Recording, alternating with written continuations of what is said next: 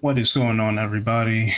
Welcome to State of the Gaming Industry. This is episode 13. Lucky number 13 in October. So we got a good amount of topics. We got around 7 topics to get into today.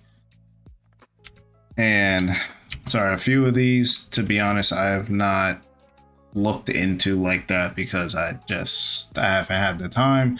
I've heard other YouTubers talking about it and everything like that, but I haven't fully deep dived into it and everything, but we'll get into it either way. So of course, as usual, we're going to talk about what I'm playing, any recent pickups. So recently, I just put up the video yesterday, but I did play through the Metaphor ReFantazio demo. I really enjoyed it. It took me around 8 hours, so it was like 7 hours and 56 minutes or something like that. Now, of course, I played on the hard difficulty, which means it's going to take longer because there's a few bosses where I had to die a couple times before I had to come up with a strategy that I felt worked, or like my main character died and I wanted him to get experience, so I had to fight again to try and make sure he stayed alive to get experience from the battle. But overall, really good. Check out my video just talking about it, everything I like about it, from the story to the, I kind of described it as the perfect mix between Persona and Shin Megami Tensei, because people love the battle systems from Shin Megami Tensei and people love the stories from Persona. I think it does a really good job of meshing those two together. And of course, a lot of people are kind of turned off by the, what do you call it, the school life stuff from Persona. So this being more medieval times, more deeper subject matter and things like that, I think people are really going to like it. Music's really good, everything. So definitely check out the demo if you haven't. It does drop next Friday, the full game. So let's get right into the weekly game releases. So we'll start with Monday. And when I was pulling these up, believe it or not, I couldn't believe these scores I saw. So let's turn my camera on. So we'll start with Monday. So this shocked me because I forgot this came out, but Starfield Shattered Space. So I talked about it a little bit, I think, in a recent video, but that was the DLC expansion. Now it's sitting at a 58 on Metacritic. And when you look at it, that's only 5 critic scores. So it is kind of skewed a little bit because each, like, if one bad score is really on there, then the whole thing's going to drop. If it's one good score is on there, it's going to jump up. So only 5 critic reviews. It says you got an 80 on here, a 40, a 50. Some people are very disappointed in it. But even like the user scores, 212 user scores, and there's, 6.6 is not good at all. I don't want to see what the negative reviews say. Just to see. Bethesda truly lost it. Microsoft needs to close down BGS before they butcher the Elder Scrolls. Okay. Starfield all over again. Edition of color. It's not worth $30. Mediocre expansion. So yeah, I haven't seen any videos talking about it though. So I guess we'll see. Oh, that, it's actually crazy. They didn't give out any review copies for this ahead of time, and people were saying like, oh, maybe that's a red flag, and now we kind of see it didn't get really good reviews. So I don't know what's going on over there. But you had Throne and Liberty. That was a MMORPG that came out yesterday. Master Detectives are Raincoat Plus. So this, I think it came out on the Switch last year, but now the PC, PS5, Xbox Series version came out, the English version yesterday. So it got an 80, pretty good. Kill Knight, I've not heard about that. Mech Warrior 5. Until Dawn it was originally a PS4 game, so they got a PC and PS5 remake that comes out on Friday. You got Sword Art Online, Fractured Daydream, that comes out on Friday as well. SpongeBob, the Patrick Star game, that is on Friday. And then NHL 25, if you didn't get the deluxe edition, people that did get the deluxe edition have been playing since the 27th, so you'll be able to play that on Friday. So not that crazy this week. I know in my last video I talked about the October release schedule, and trust me, October has the most, I think, diverse, amount of games and different stuff to play. But I guess starting next week, we'll really see that with Sparking Zero coming out, with Metaphor, and then later you got Call of Duty and other games like that coming out. So forward to that. And then let's also talk about Game Pass real quick. I forgot Game Pass releases this week. They typically announce like, okay, these are the games coming out in the first half, and then okay, reject these, and then games coming out after. So as far as Game Pass goes, you got MLB The Show 24 coming out today on Game Pass Standard. You got Open Roads, Game Pass Standard. Sifu came out today as well. A lot of people like that game. I think it was a time PS5 exclusive before, but that's on console, PC, and cloud. Mad Streets, that is next week. So you got Sifu, Open Roads, and MLB The Show out on Game Pass today if you are subscribed. So go ahead and check those out. But now let's get into the first bit of news, which is Sea of Stars, which I have the game right here. Unopened. Of course, this is the backer edition, which is funny that I even got this. It's in the background too on the TV. But yeah, Sea of Stars, one of my favorite games last year. One of my favorite, I mean, it's not a JRPG, but I mean, it's pretty much a JRPG essentially, but I really like that game. So they're getting an update. So we are supposed to get a DLC early next year, but before that comes, we do have this update. So this is from the official Sabotage website. So it's called Dawn of Equinox. And this says brings top fan requested additions to PC, consoles, and games November release date. So these are the new features for the update. So it has all new local co-op. So Sea of Stars story will be playable in its entirety by up to 3 players. So not just 2, which I mean makes sense. We got Zale, Valere, and oh man, I can't believe I forgot the cook's name. That's crazy. It doesn't even say his name on here. I forgot his name already, but those 3. So that makes sense why you have, 3. And I believe you only play with 3 people at a time with your party. So that makes sense. So you can master new co-op timed hits combat mechanics. So there's a whole new mechanic. It says Combat 2.0.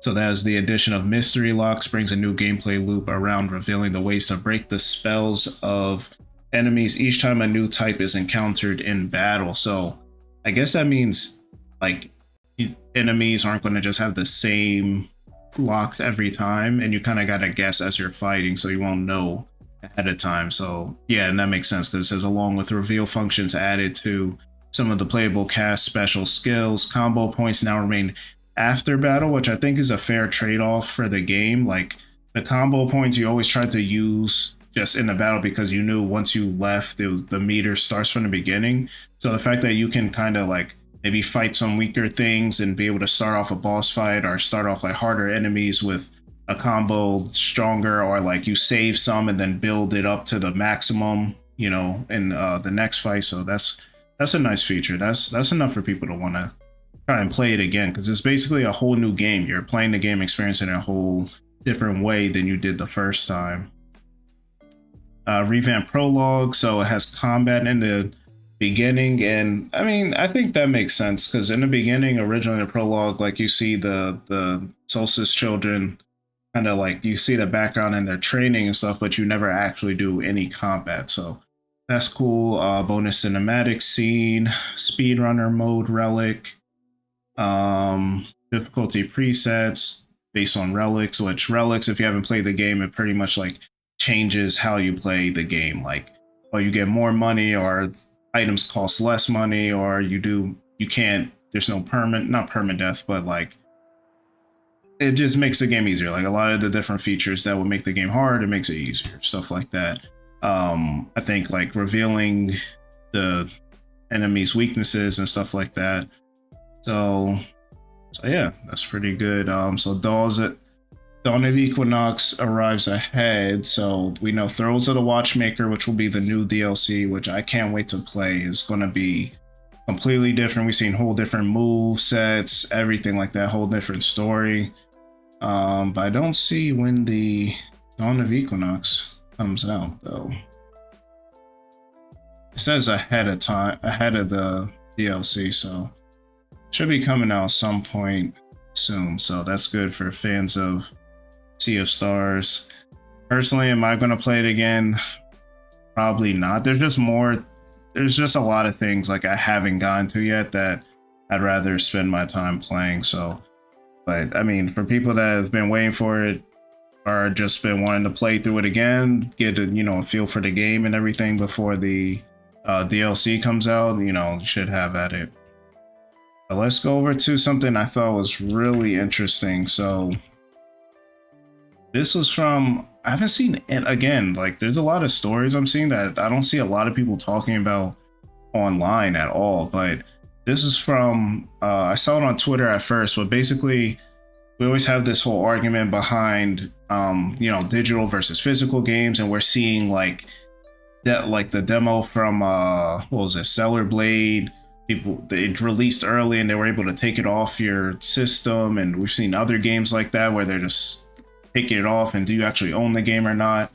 And so this was a law from this article's from The Verge. It says California's new law forces digital stores to admit you're just licensing content, not buying it. So it says digital storefronts won't be able to use words like buy or purchase unless they make the disclosure, which this is huge because it's kind of what a lot of people don't care about this, but like, this is big. Whether you buy physical or not, if you're all digital, I think this is important. Not that it would make you not buy a game, but just so you're aware that you don't actually own the game, because people get confused when we have these instances of games just not being on your system anymore, not being able to play it, or you got to buy it now or else you can't buy it later and all this stuff. And we'll get into after this talking about the PlayStation network being down and how that affected digital games as well. So this California Governor Gavin Newsom has signed a law, AB 2426, to combat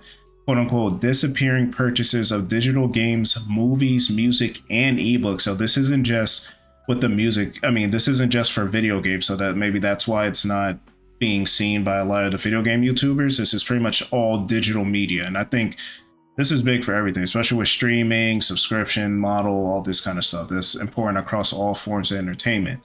The legislation will force digital storefronts to tell customers they're just getting a license to use the digital media rather than suggesting they actually own it. And what just came to mind as soon as I read that was the fact that Funimation was bought by Crunchyroll, and people had a bunch of Funimation videos and movies and TV shows and things like that, anime, on their account, and they're not able to access those. If they have the Crunchyroll account, they don't have access to that Funimation stuff, which is crazy because even for me, I bought the Blu-ray version of Yu Yu Hakusho, the Steelbook edition, and it came with the free download for Funimation, so you can watch all of Yu Yu Hakusho, all 4 seasons. And when Funimation went away, you just don't have those anymore. So people that either didn't use the code or people that did use the code, you don't have it anymore, which is kind of wild. It just goes away. So it says when the law comes into effect next year, it will ban digital storefronts from using terms like buy or purchase unless they inform customers that they're not getting unrestricted access to whatever they're buying. Storefronts will have to tell customers they're getting a license that can be revoked, as well as provide a list of all the restrictions that come along with it. Companies that break the rule could be fined for false advertising. The new law won't apply to stores that offer permanent offline downloads and comes as a direct response to companies like PlayStation and Ubisoft. In April, Ubisoft started deleting the crew from players' accounts after shutting down servers for the online-only game, and last year, Sony said it would remove purchase discovery content from users' PlayStation libraries before walking back the move, which is kind of crazy. So I think this is big. I mean, this is only California so far, but to be honest, this is big for the way media, whether it's video games, music, movies, TV, ebooks is crazy. I didn't even think about ebooks, but every state needs to enforce this. These companies can't just get away with taking games off and say, well, you don't actually own it. We've heard, I think it was Ubisoft specifically, who we're going to talk about a little bit later, talking about get used to not owning your games and them just being able to snatch the games off, or, you know, if they don't renew their licenses with these, you know, certain IP or music licenses and copyrights and stuff like that, then they can't sell the game anymore. But if you have it already, maybe, but if you have it physically, you got to log in and do the DRM and verify your div. Like, this is, it's getting kind of crazy. So again, even if it doesn't stop them from buying games, I think, or movies or any type of digital media, I think it's just important that there is some type of, like, they're not letting it be the Wild West. And we've seen, like, some of these companies have had to step back some of their decisions based on this because of the backlash and having more eyes on it. And now that they're going to be able to get fined and things like that, I think we'll see a lot of changes with that. So I think that's good. That's good for California, and we should see it everywhere else pretty soon. I think that fight is a countrywide fight, and it needs to start now. But speaking of digital games and games being taken away from you, let's talk about the PlayStation Network being down. So this was something that I noticed when I was playing the Metaphor demo on Monday, but I didn't know what was going on because I don't even play online on PlayStation. I don't even have an active like PlayStation Plus account. Like, I have a PSN because you need it, but I haven't renewed my PlayStation. I don't play online on PlayStation, so I didn't notice. But the PlayStation Network services were down for, it says hours here. I heard it might have been like a day or two, to be honest, for it to get fully back up and running, for all features to be back. So this is from Engadget. It says gamers can't play, access their accounts, or search and buy new titles. So says the PlayStation Network experienced serious issues kicking people off of their matches and crashing online games around the world. Based on Down Detector reports, the issue started shortly after 8 p.m. Eastern time on September 30th. And that makes sense. Like I said, I was playing on Monday. It says started after 8 p.m. And I think that's when I started playing the demo, or like maybe an hour after that.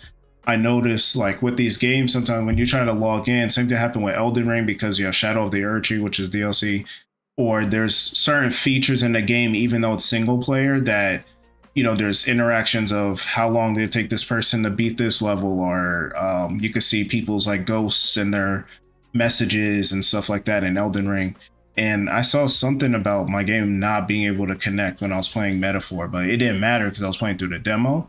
But when I tried to see, like, you could see, I forget what you can see in Metaphor. I think you can see what decisions people made or what their popularity rank is, or something you can see of other users, and I wasn't able to do that.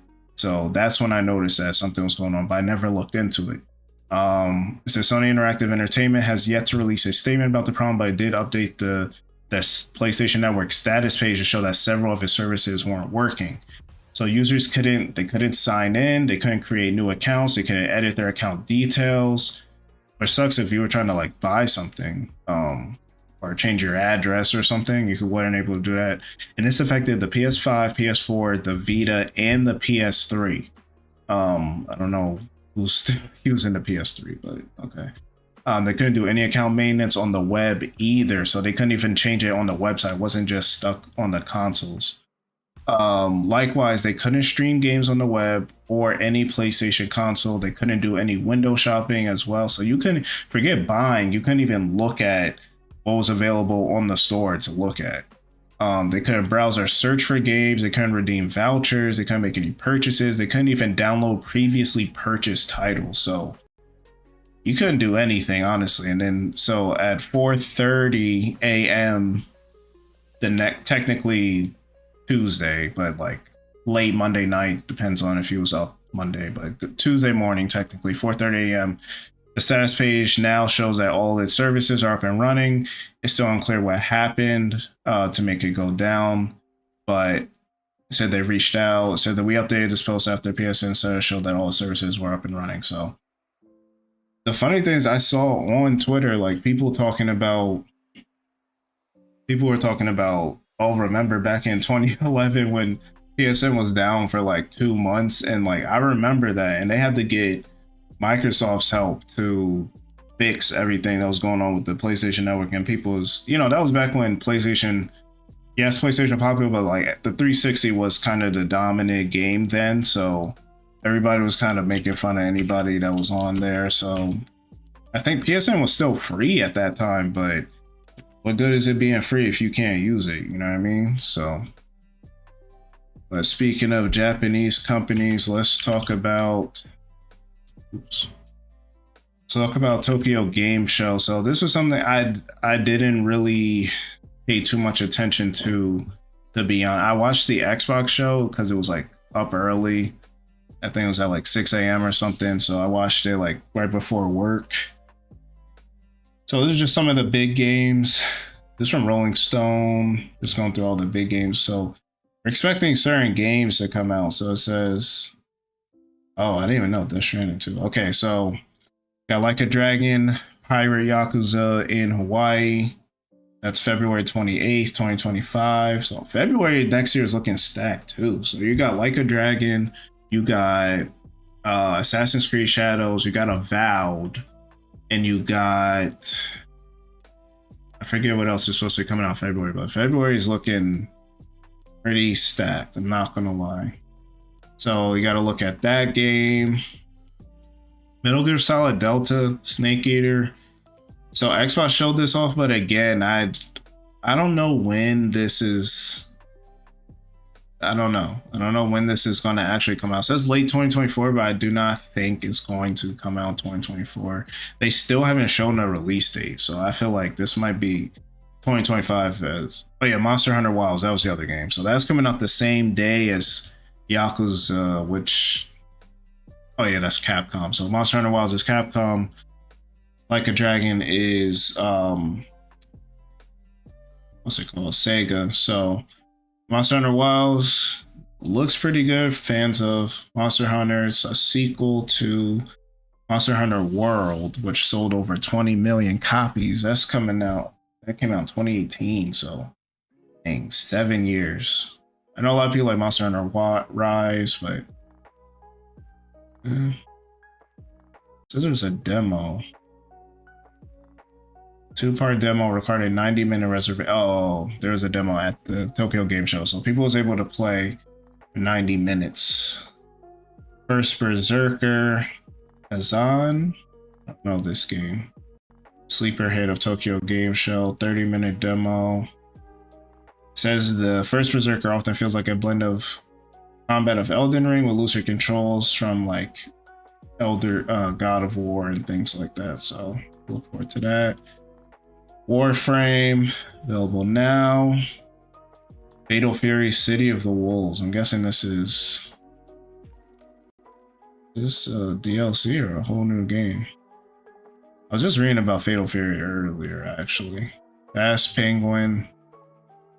It's all the same, but I saw something about Death Stranding 2 being shown off. Scroll up. The show culminated in its noisiest moment on Sunday, September 29th, Death Stranding 2 creator Hideo Kojima took on the Konami station to divulge minimal info about the highly anticipated 2025 game, mostly amounting to an internet-breaking reveal of its eerily lifelike photo mode. Will give players a full magazine spread fantasy with lifelike facsimiles of its A-list cast, including Norman Reedus, blah, blah, blah. The fact that the line for the keynote could be seen from the sky says it all, but outside of the first big look at this Stranding 2, there weren't that many new or entirely unannounced games. So, and yeah, that's like while we're looking at, if you want to see this. Oh, that's kind of crazy. So this is weird, I ain't gonna lie. I mean, the photo mode definitely looks realistic, but yeah, it doesn't look. I didn't know what am I. What are these dances? Okay. Anyway, but yeah, so TGS for the most part wasn't a lot of unannounced games. Like these were games that most people kind of already knew about. So nothing too exciting. Again, that's why I haven't heard anybody really talking about it. I haven't seen anybody talk about Tokyo Game Show at all on YouTube. So that kind of explains why. But let's go over to the company I mentioned earlier, Ubisoft, and their struggles. So their stock is down crazy. So it says with shares at 10-year lows. So Assassin's Creed maker Ubisoft faces questions over its future. As mentioned in our last episode, State of the Gaming Industry, they announced that there was moving Assassin's Creed Shadows, which was supposed to be a big, I don't know if it was supposed to be October or November, but it was supposed to be a big game this fall, and they moved it to February, which I don't know. People were saying they're trying to they said they're trying to polish it up. People are saying like they gonna switch some stuff after what's it called? What's it called? Ghost of Yote or whatever. I don't know. But it says shares of Ubisoft also cutting net bookings guidance for its full fiscal year and second quarter have slumped to decade lows on the back of dismal investor expectations about the company's AAA games pipeline and financial prospects. Last week, activist investor AJ Investments said it was working with other Ubisoft shareholders to push the company to sell itself to private equity firms or to Chinese gaming giant Tencent, which already holds a stake in the French game publisher. Yeah, I think Tencent owns like 50% stake in Ubisoft, which is insane. But yeah, it says they're facing questions over their future, lackluster games pipeline, things like that, and Assassin's Creed being pushed out. You had Skull and Bones last year, which cost a ton of money, and that flopped. You had Star Wars Outlaws that had mixed receptions, and I think they had to put out a whole statement saying they were going to work on it, and it only sold like 1 million copies, which for a Star Wars game is not very good. So yeah, it's not good, and it sucks because Ubisoft has like a lot of great franchises.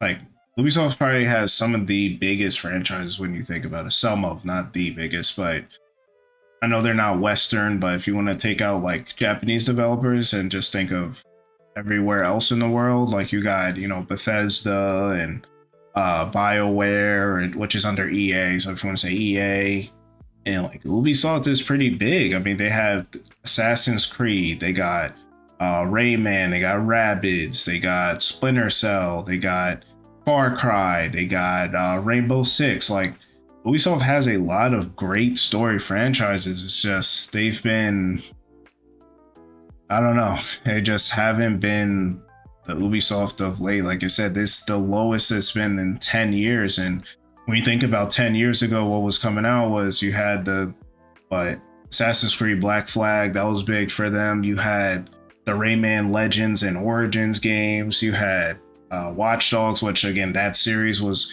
cool when it first came out, but now it's, who knows what's going on with it. So not looking too hot for them, not looking too hot. And it sucks, like all these franchises that you grow up on and then you have to slowly see them just like have to get bought out by somebody else. Or like we seen, what was that, Embracer Group that was buying up every single company, and then all your favorite franchises were just going off into oblivion. It's just like, I don't know, it sucks. I mean, I hope they could figure it out, but as of right now, it doesn't look like Ubisoft is going to be the same Ubisoft that we've grown to know and love. But hey, sometimes change is necessary, and if it keeps these games that we like going, then whatever it takes for that, that's what I'm with. Whether they gotta sell off or someone buy them, or they take a step back and start releasing games less and less, whatever that is, let them do that. So I'm not a big Ubisoft fan, so I don't really care. But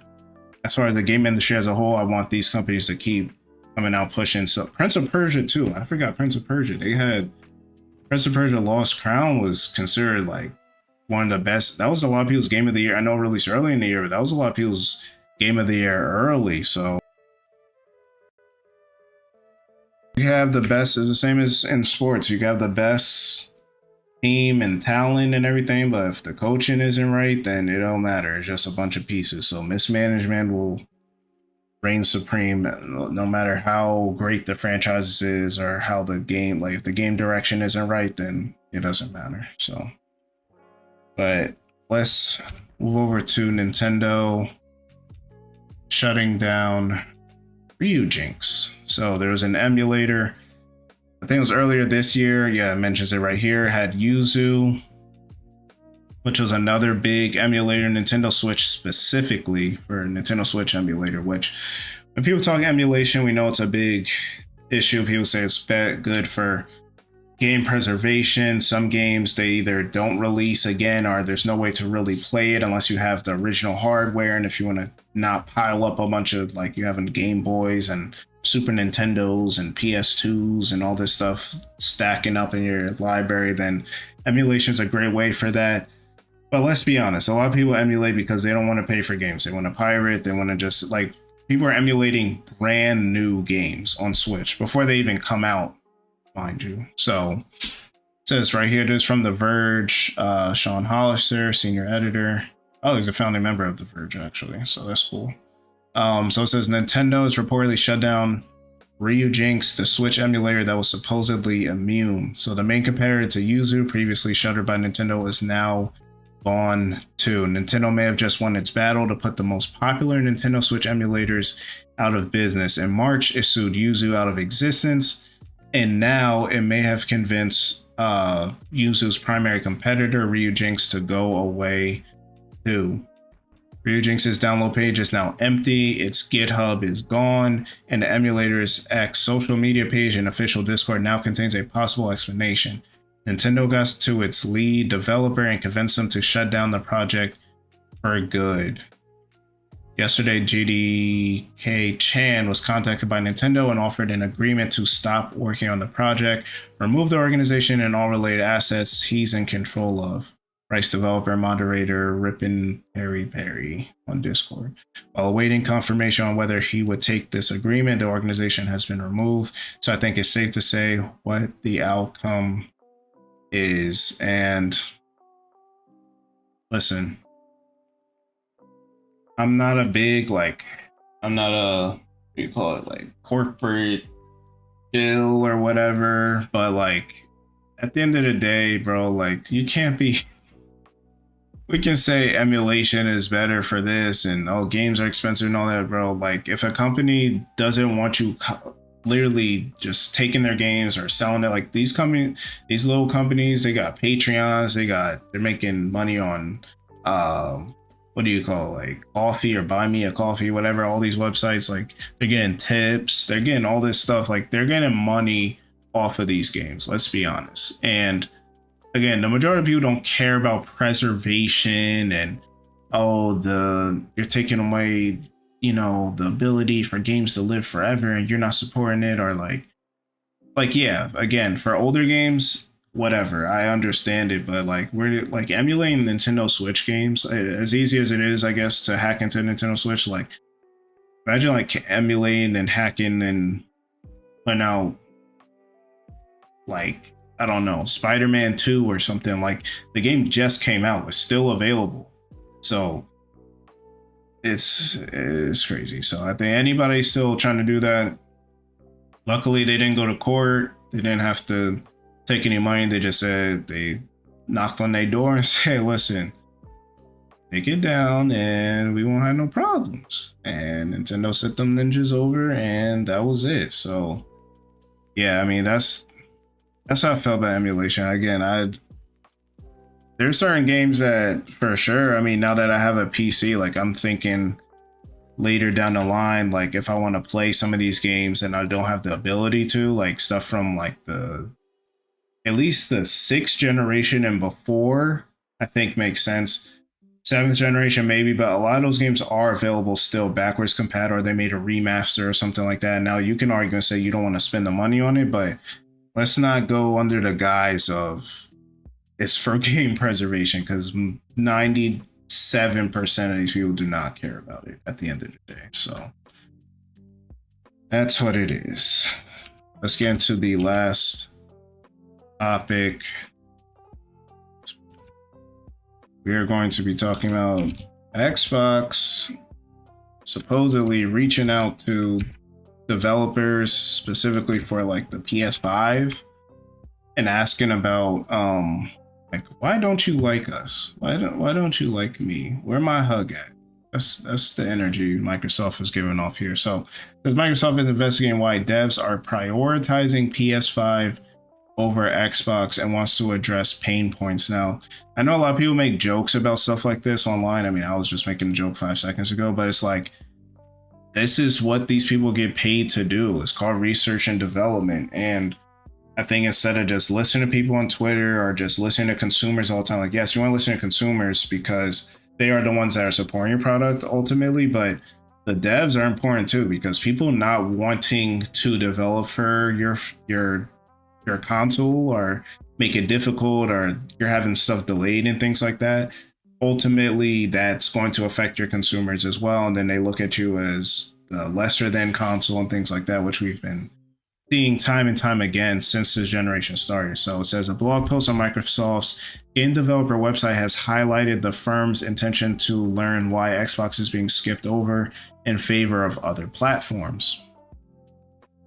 And it is kind of crazy to know this too, because developers, as a game developer, you want your game on as many consoles as possible so you could sell as many copies. So the fact that some of these developers are skipping out on the Xbox is also kind of crazy. So it says, it's no big secret that certain developers have faced struggles with the Xbox ecosystem in recent times. The biggest example is Baldur's Gate 3, which was delayed on Xbox because of the Series S's console's inability to completely run the game in split screen mode. And this was a big story last year. Baldur's Gate 3 was the biggest game of the year by far, and Xbox players weren't able to play it. They either had to buy it on PC or, and people got to realize too, if you don't buy it on, like, yes, people buy games on quote unquote Xbox, like the Microsoft Store or whatever on PC, but if it's not available on there across the board, they're going to buy it on Steam or PS5 or whatever other console, or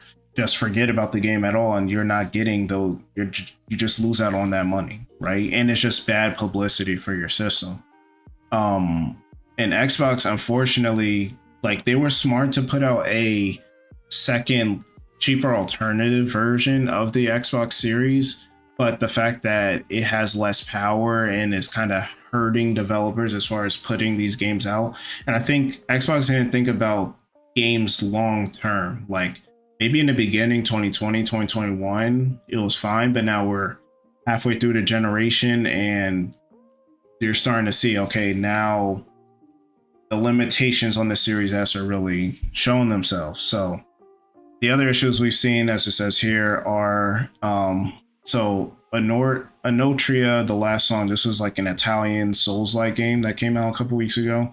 They publicly pointed out to Xbox that, hey, they literally haven't had anyone like reach back out to them. They got everything ready to go on Xbox Series X and S. It's not a developer issue. It's no one's gotten back to us. And apparently, like, Phil Spencer himself had to step in and try and like rectify that, which is insane that he even has to do that. It's like, why? Like, there should, I'm sure there's a whole department and there's a way to get your game on it. Same thing with, like, if you're a vendor and you want to sell your stuff on a marketplace, there's a way to do that. That situation was kind of crazy. So similarly, the makers of 2D Metroidvania HAK are bringing the game to PS5, but skipping Microsoft's platform entirely. This new push from Microsoft to improve its relationship with developers is perhaps a result of missteps such as these. It's all about giving game developers what they need to feel empowered and supported by Xbox, reads the blog post. Xbox principal user researcher Dr. Deborah Henderson says she wants to hear from everyone who works on games or helps support game studios, because if we can make your life easier, it makes gaming better. Most interestingly, the scope of the research extends to those not making their games for Xbox. If you aren't on Xbox, we love to know why, Henderson says. And honestly, if you're using our competitors' products, meaning the PS5 specifically, you probably have a great perspective we could learn from. It all sounds good to us. Fair communication and open-minded view on feedback can be a positive thing. What are your thoughts on this? Blah, blah, blah. So, yeah, I mean, again, we can make jokes about, Xbox not being cool and PS5 better and all this stuff, but it's like, this is what you kind of do need to do. Like, figure out what you kind of know what your pain points are in a sense, maybe in a broad sense, like, okay, developers are skipping. That's a pain point. Now you got to go deeper, right? You got to ask the whys, the 5 whys, as they say, or keep asking why. Why are developers skipping our platform? Okay, now we got the answers for a couple of reasons we've seen in the past why they were skipping. Now we got to ask, why was that even occurring? Why was there not a workaround behind that? Why did we decide to, continue going down that path? Why wasn't the person in charge of this department doing what they were supposed to be doing? There's a million things like that. And then you got a similar system with the PS5 saying, okay, why do you like them better? What are they doing that we can improve on to make it easier for you to bring your games to our platform? Why don't you like our platform? Like, what is going on, right? Those are the questions that need to be asked. And I think that's why they say, like, information sometimes more powerful and more valuable than money a lot of times. Like, yes, it'll lead to money and lead to power and position and things like that, but it's important to know that if you know, hey, this country loves chocolate, okay, and nobody else knows that, now I know, okay, I'm gonna set up a chocolate company over here, I'm gonna start making a whole bunch of money. Hey, it could be something as simple as, hey, there's a team that sends us these kits or development kits and gives us a Zoom call within an hour if we have any issues, or just that open communication for us to talk to all the time. They reach out proactively to see how we're doing with certain stuff. Like, it could be anything, and people it's small stuff like that, honestly. Even for consumers, like, some people will just be like, I just buy it on Xbox because I like Xbox and I've been with them for years. Like, that's it. They don't have any actual reason for it. So I think it's good. I think every company should do this. I think people in general, whenever you have an issue and you're trying to resolve it, that should do that. You just keep asking questions and try and figure out the solutions, and then you go from there. But that is the last topic for the night. Like I said in my video, if you haven't seen it already, I did top 10 games coming out in October that you guys need to play. So definitely look forward to that, because this month is jam-packed. There's a lot of stuff coming out. So definitely check out that video, and we'll see. Fall season's here. Still waiting on that Switch 2. So no September Direct for the first time. And since the Switch came out, which I kind of anticipated, right? Like, they've done it every year since the Switch came out, but now that the Switch is, on its last leg, them coming up with a different strategy and everything just makes sense. So hopefully we'll get some news on that soon. But until then, I appreciate you guys coming out. Leave a like on this, subscribe if you have not already. Leave a 5-star rating if you are listening on Spotify or Apple Podcasts. Check out all